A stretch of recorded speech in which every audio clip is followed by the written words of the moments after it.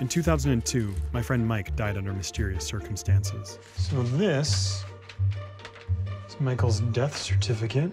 We've got a dead body. We don't know who it is.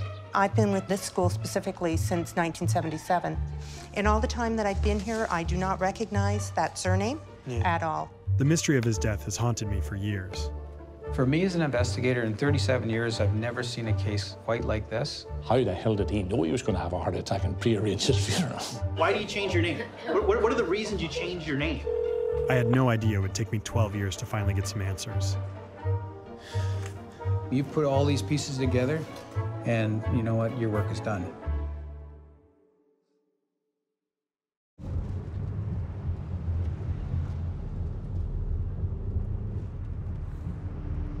There it is.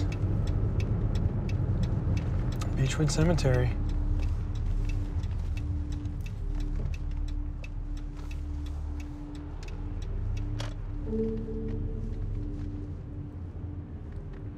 Hey. What's your name? I'm Dylan. Dylan, you know where Section 19 is? No, I don't. Well, you can follow me. I'll escort you. Okay.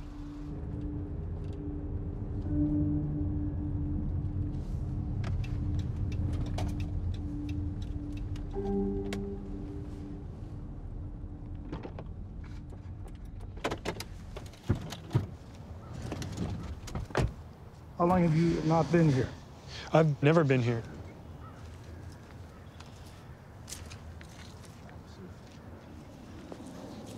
Here it is. This is the one where they Oh. 622. 622. Yeah. Okay. God bless you, gentlemen. Have a good day. Okay. Have a good All right, thanks so much. God bless you. All right, thank you. My friend Mike died in 2002. I'd been searching for his grave ever since. The plot was unmarked and its location a secret. These were just a few of the mysteries surrounding his death. A death that sent me on a 12-year journey for answers.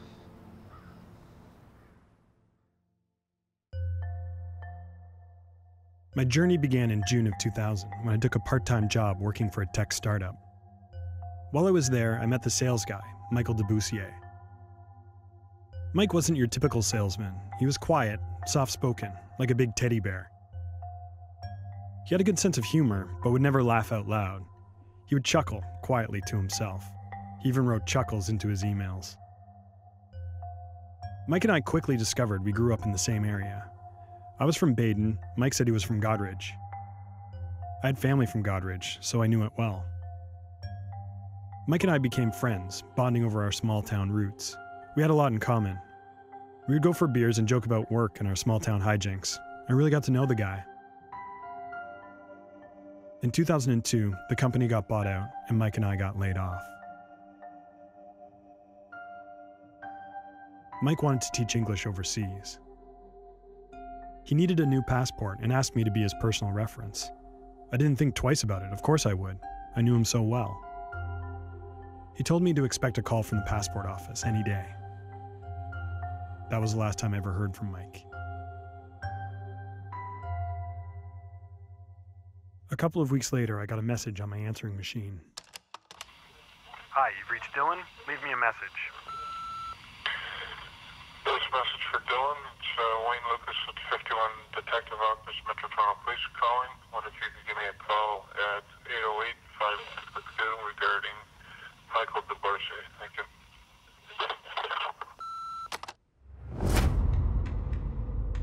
On April 10th, 2002, I spoke with a Toronto police detective. He had found my contact information on Mike's passport application. The detective told me that Mike's body had been found, dead in his apartment, and that he had died under mysterious circumstances. The detective told me that Mike had died from what appeared to be a heart attack. Strange for a 33-year-old. When the police went through his wallet to determine his identity, they found the usual ID, but they also found a card from a funeral company with a number to call in the case of his death. They called and discovered that Mike had prepaid his funeral 1 week before he died. They tracked the rest of his ID. His health card, driver's license, social insurance number. Each piece of identification was proven to be fake. my friend had been living under a false identity. His name wasn't Michael De Bourcier, and his real identity was a mystery. I hung up the phone, shocked. I thought about every single conversation I had with Mike, every hangout, every email. I thought about every single detail I ever knew about Mike. I realized I had been completely, 100% fooled. I felt betrayed. I honestly thought of him as a friend. I believed everything he told me about who he was and where he was from. How could I have been so naive? Who was my friend, and what had he done?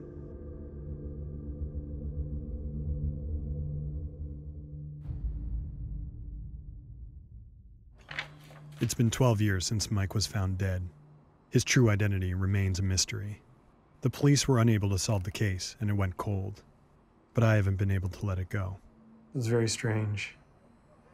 I don't know. He was my age now, and I can't imagine prepaying my funeral. I've held on to everything I had of Mike, every picture, every correspondence. I've gone over old details 1,000 times, searching for new angles that could lead me to Mike's real identity.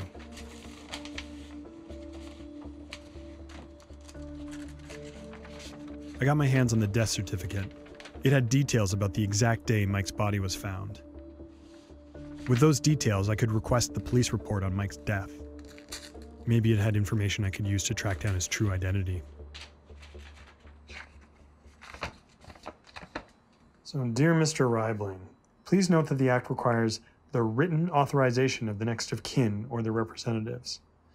As there were no such supporting documents enclosed with your request, access is denied to the information at this time. So basically, I can't access this information because I'm not next of kin and I don't have a written authorization from Michael De Bourcier.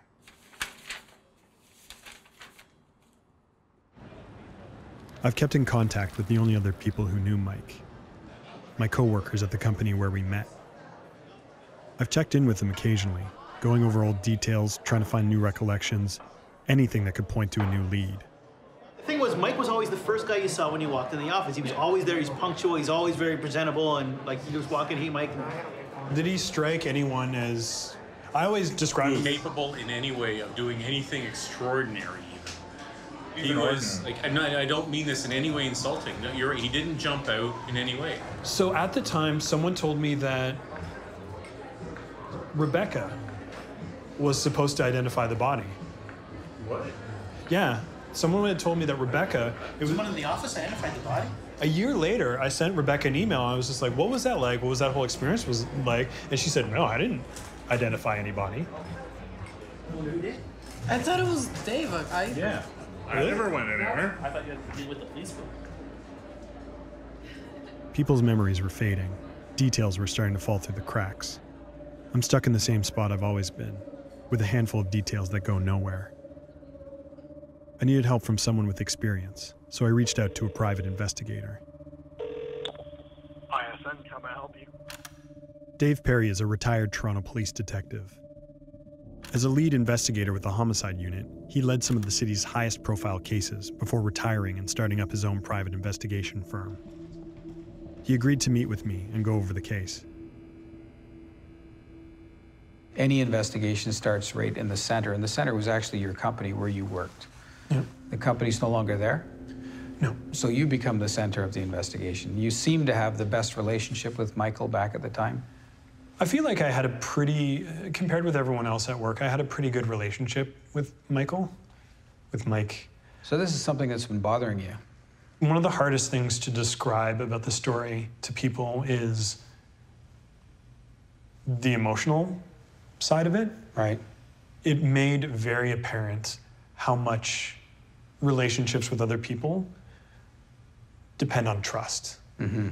Like you're trusting someone that what they tell you is the truth, and how vulnerable that makes you in an everyday circumstance. For me as an investigator, in 37 years, I've never seen a case quite like this. So there are lots of possibilities. Of course, we're not going to close our minds to any one point. We have coroner's reports. There are police reports. I have former colleagues that I could reach out to and see what we can find out about the police files. We need to see what the police have already done and how far they took this thing.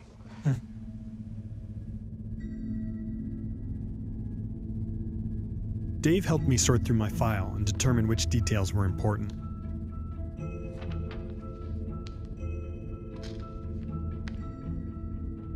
He got in contact with the police and got his hands on some documents and information from their file. Together with my evidence, some patterns started forming. One piece of evidence stuck out. It was a high school diploma from Goderich Collegiate. I emailed a copy of the diploma to the high school. They sent it back. It was clearly a forgery. But it got me thinking. I remembered Mike talking about Goderich. He seemed to know details that outsiders wouldn't. Maybe he actually was from Goderich, he just changed his name. It was a lead worthy of investigation. I needed to go to Goderich to find Mike.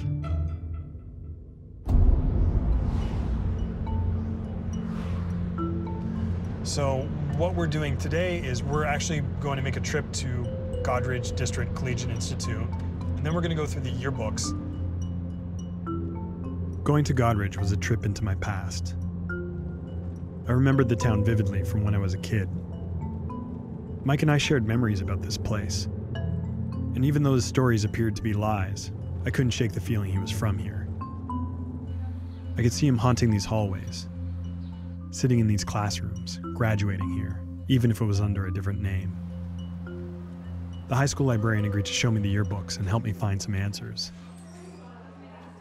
And do we have a definitive surname? De Bourcier is really what I've got. Okay. I've been with this school specifically since 1977 and do not recognize that surname at all. So do you think it's possible that it was a totally different name? It is entirely possible, yeah. Okay. That makes it for a little more interesting. So part of what we have to do is see if there's anyone that matches his description. Well, and I'll let you go through and have a look at the individual students and see if there's somebody in there that will ring a bell. Sure.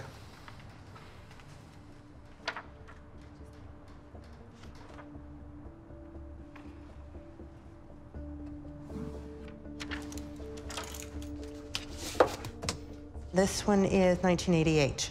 Okay.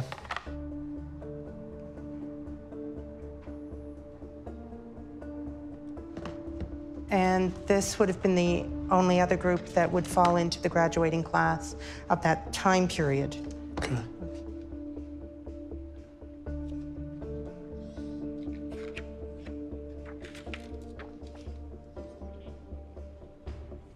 No, not even close. Well, thank you. You're welcome. I appreciate the help, and we'll keep searching. So what is your plan when all is said and done with the information? It's really to just be able to give yourself closure? Yeah. We're trying to find out who this guy was, because he was a friend of mine. We got along really well, and we sort of bonded over being small-town Ontario kids, whether that was true or not. That's what you want to find out? Yeah. Well, I do wish you the best of luck, Dylan. Good luck with your... I hope at some point you do get the closure you need. Oh, thank you.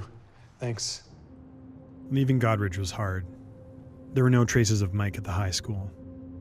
I don't know why I thought it would be that easy. Maybe I just didn't want to believe that Mike had lied to me about growing up here. I believed all his stories. They seemed so real. Even if Mike wasn't from here, he will always be here for me. A specter haunting this place.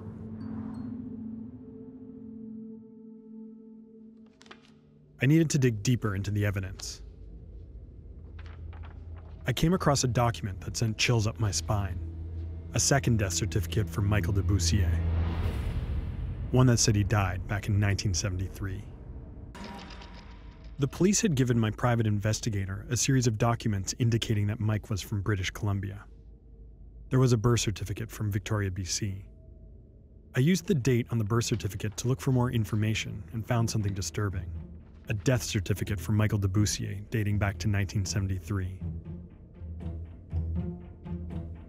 I came across a series of newspaper articles that revealed details about the death of a 4-year-old boy from a tragic car accident. Port Hardy, do you know where that is? Yeah, it's on Vancouver Island. Okay.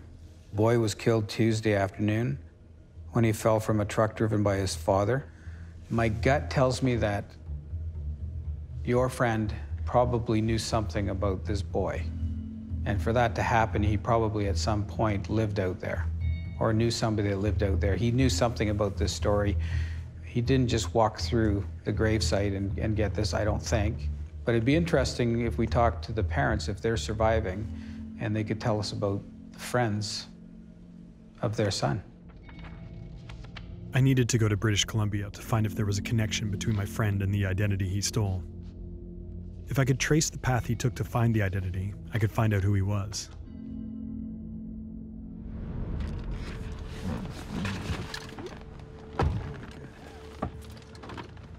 Pearson, yeah? Pearson, yeah, Terminal 1. Yeah. The further I got in the investigation, the stranger it felt. At least with Godridge, I had memories and familiarity. But this was different. Mike had never talked about British Columbia. My friend was turning into a stranger with a murky history I was unsure of. Worse, the story of the child's accident weighed on me. It was heartbreaking. But it also was a convenient identity to steal. It wasn't being used. So how did my friend find it?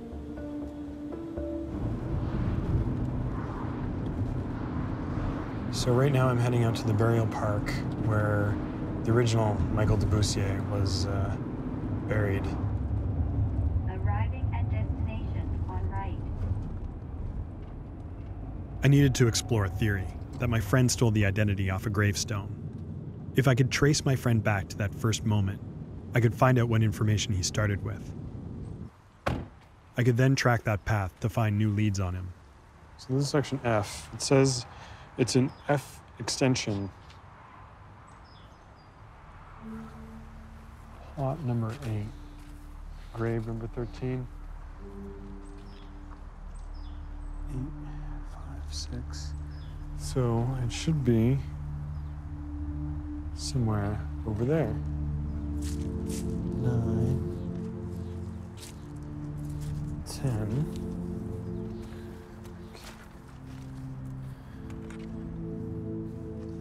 11. There would be a 12 here. And 13 should be here. F extension. Plot 8. Grave 13. It should be right here.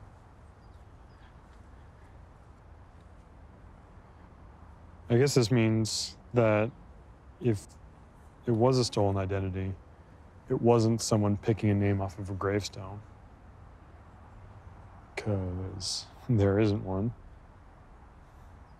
I had it wrong. There was no gravestone. This wasn't the path he took to find the identity. It must have been some other way. So I'm gonna go meet with the father of the real Michael De Bourcier, the original Michael De Bourcier. And I'm gonna show him some pictures of Mike, see if it's someone he recognizes, someone who may have grown up in the same small town, someone who may have known enough about Michael De Bourcier to be able to steal his identity. Your destination will be on the left.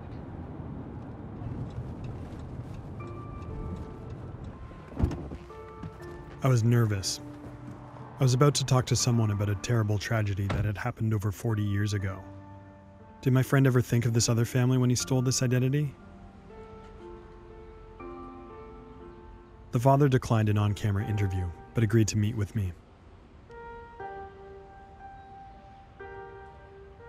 I told him my story and showed him the pictures of my friend.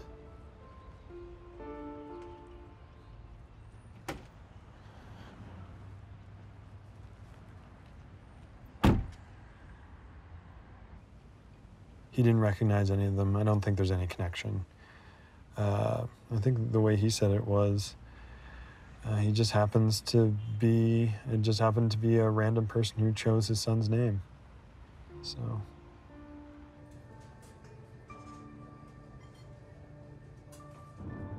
My search for my friend was taking its toll on me. In the pursuit of answers to my questions, I had opened up an old and painful wound for a family who didn't deserve it, and neither of us had anything to show for it.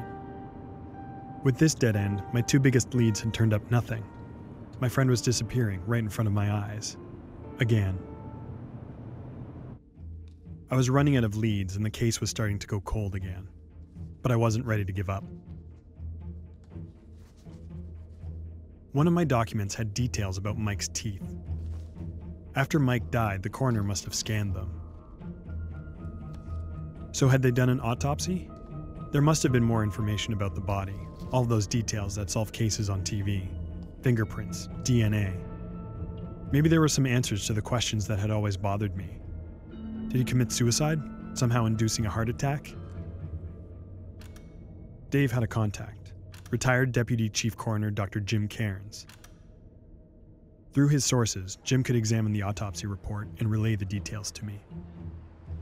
So we were trying to find out information about the autopsy, I guess. Yes, and I was able to check on the autopsy, and the autopsy confirmed that he did die of a heart attack, and it was a real heart attack. He just didn't have narrowing of his coronary artery. He had a complete blockage, so he had a genuine, definite heart attack. No doubt about it. Okay, so, I mean, because the question has always been, he died of a heart attack, he was pretty young. So was it an induced heart attack? They did a toxicology screen on him, and the toxicology showed that all he had was a social level of alcohol, so there was no issue about any other involvement. So it was definitely classified as cause of death, heart attack, and there was natural causes. His death it seems like a bit of an odd death. He just dies of a heart attack in his apartment. Well, it's unusual for people to die under 40, 45 of a heart attack, but it's not unheard of. It's just that how the hell did he know he was going to have a heart attack and prearrange his funeral? So it wasn't like in the weeks leading up to it, he may have been having a pain? Well, that's speculation, and one of the speculations is he knew he was going to have that, he knew he was going to die, so he prearranged his funeral. But, I mean, that's as good a theory as any other, because unfortunately, we don't have an explanation. Do we know how long it was between when he passed away and when his body was found? We don't. All we know is that it was long enough that he was decomposed. And at the time of autopsy, yes, he was significantly decomposed. So they were not able to take fingerprints. They weren't able to lift fingerprints? They weren't able to lift fingerprints, right. How would we be able to prove his identity? Apart from visually identifying people, dental records are probably the second most useful way of identifying people. But they're not going to be in a police database. No, the dental records would only be to compare missing person files with the information that they got from the autopsy. Of course, that's not going to work if there never was a missing person file in the first place. Yeah. The only other way you'd be able to identify him would be to do DNA, but you have to be able to compare the DNA with some of his relatives, and we don't have any relatives. Okay, those are sort of a proof and not a database, Correct, yes. Dylan, the interesting piece I find here is we can throw all the theories we want on the table. We can't prove any of them until we actually know who he is. Until we get to that point, we're basically at a stall. I finally had some answers. My friend died of natural causes, not by his own hand and not by foul play. The coroner had kept detailed evidence, not fingerprints, but DNA and dental scans. Unfortunately, these could only be used to confirm an identity, not lead us to one. We had to find the identity first. We had taken the case as far as we could. We had reached our last dead end. With no new leads, I was back to where I started, blindly stabbing in the dark for something, anything that might lead me back to my friend. If I needed to find the identity first, maybe there was one in a missing persons database that matched my friend. The records were incomplete and the details were spotty, but it's all I had left. There's 779 people. So how am I going to do this? So I guess I'd just search people one by one. Too old. The task was hopeless, but I needed to try. I thought about Mike and why it was so important to me to find answers.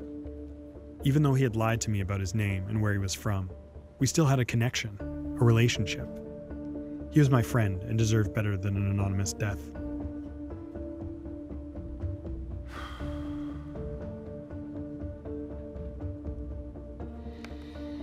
Page 21. Page 21.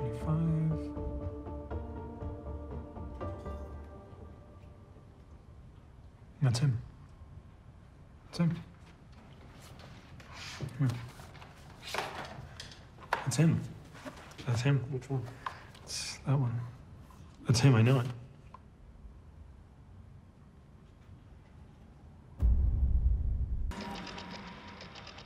It's him. That's gotta be him.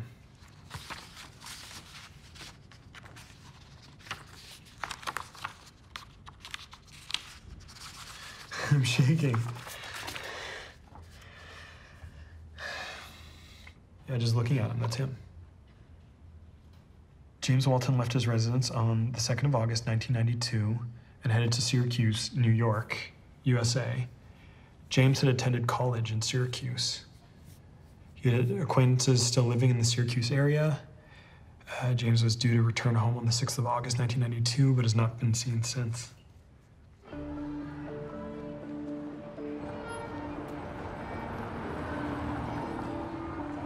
Hey, Dave? It's Dylan calling. I called my private investigator and told him what I found. He called me to his office to go over my findings. What do you got? Have you got a picture? Yeah, I'll show you. In your gut, what do you think? Where are you on this? In my gut? Yeah. Yes. 100%? 90%.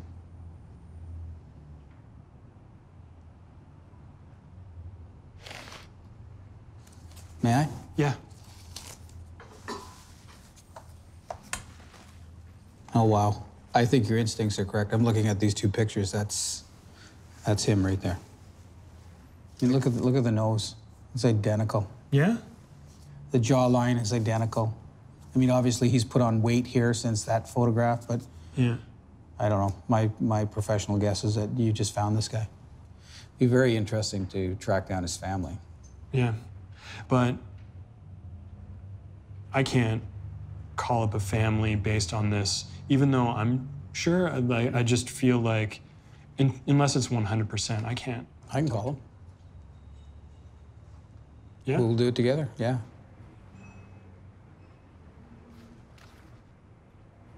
I would have a hard time calling a family not knowing 100%, but do we find out who he is first? Or really, I think it's very reasonable and very ethical of you to make the contact with the family. I quite frankly think it'd be better than a cold knock by a uniformed police officer.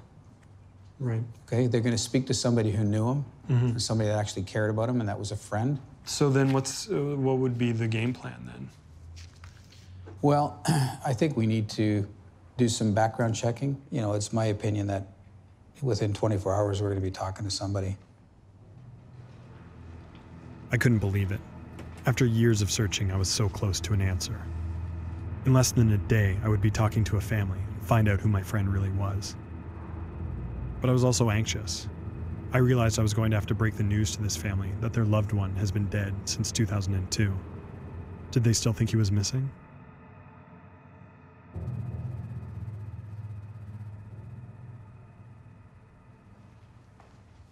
All right, hey Dave. Hey, good morning.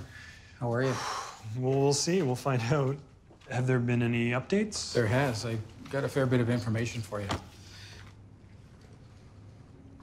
I've got several addresses, and I think I want to go through these with you today and make a couple of phone calls to see if we get lucky and we still have a registered telephone number. I think one of the more recent ones was in Goderich, Ontario. So, Godridge may be a connection. Well, here's what I find interesting about that. Even somebody living under a false identity, they usually take enough of their personal life that they figure can't be verified, and they insert that into their false life. So let's make a couple of calls. Yeah. Let's see what we can come up with. So here we go. This is the Goderich phone number. So let's see what happens.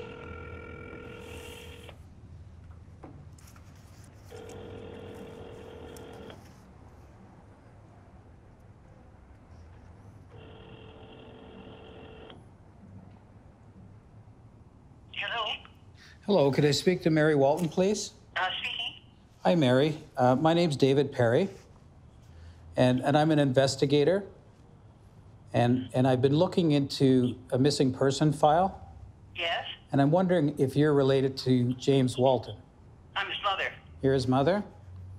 Yes, and who are you and where are you from? I'm a retired Toronto police officer. Right. And I've been working with a gentleman who's sitting with me right now, and I'd like to introduce you by phone. His name is Dylan. Hello. Hi, Mary. Hi there. And Mary, I think we may have found some information about your son that we'd like to come and speak to you about. Can you just talk to me over the phone? Do you mind if I ask you a couple of questions, Mary? Fine. How old are you? I'm 82. 82. You're the same age as my father. Right. And my father's in pretty good health. How's your health? Excellent. Excellent health? Do you live alone, Mary? I do. Okay. Do you have a friend or somebody that could come over and sit with you while we carry on our conversation? I prefer to talk to you alone. Okay. I feel that I'm quite well enough and strong enough to listen to anything you have to say. Okay, Jim Mary. Jim has been gone a long time. I talk to the policemen in Cayuga all the time. Right. And I talked to them not long ago. Okay.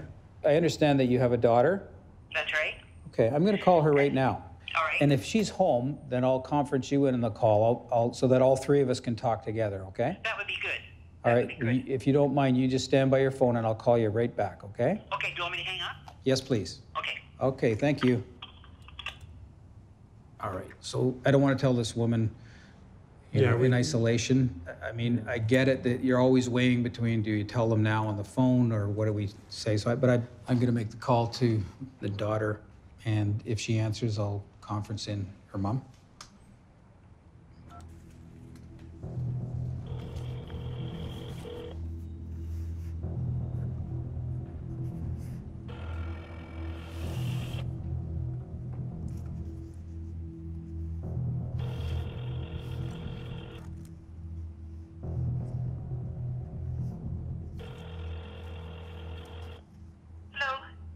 Hello, my name's David Perry, and I'm calling because I think I have some information about your brother who went missing in 1992. Oh, I'm calling about James. And James Scott Walton, I understand, was your brother, correct? Is my brother, yes. Yes. And I've been working with a gentleman who's sitting with me right now, and I'd like to introduce you by phone. His name is Dylan. Hello. Hi, Dylan. And I think we've come up with some information on your brother that we'd like to share with you. Okay, I would absolutely be open to hearing that. We've Okay. been waiting a really long time. Yeah, is it okay if I conference your mother in on this call? Okay, sure. All right, just hold on.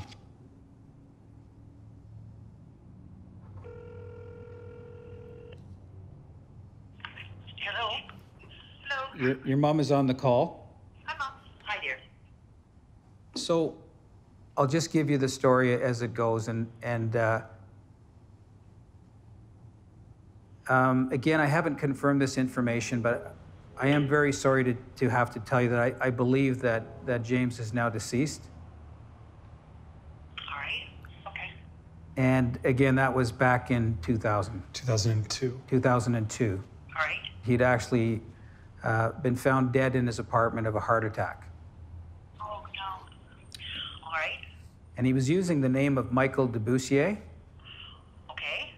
And of course, until really late yesterday and today, we weren't even sure who this gentleman, Michael De Bourcier, was, but Dylan never stopped looking and came across a missing persons picture that struck him immediately as his friend that he'd lost in 2002. So what we need to do now is to work with you as the family to verify the information we have. So we're willing to meet with you at your convenience, anytime, whatever's going to work for you. Okay. This has been a long time. I'm sure it has. Okay, we'll say goodbye for now, okay? All right, then. Thank you both. You're welcome. Okay. Bye-bye. Bye-bye. Bye. Wow. It's not every day you have to do that, is it? I just never thought it would happen.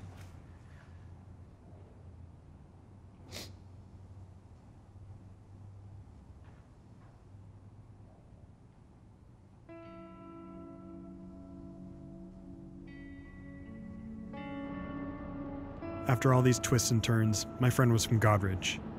Actually from Godridge. And I was going back, this time to meet his family, and finally get some answers.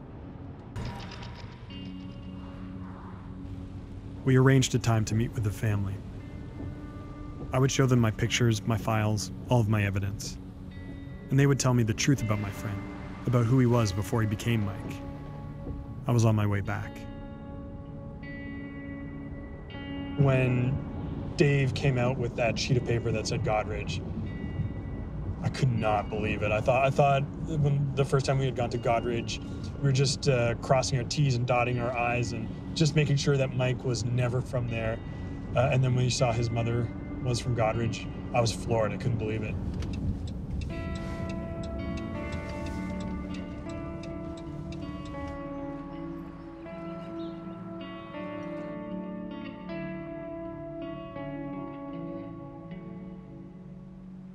I don't know where to start.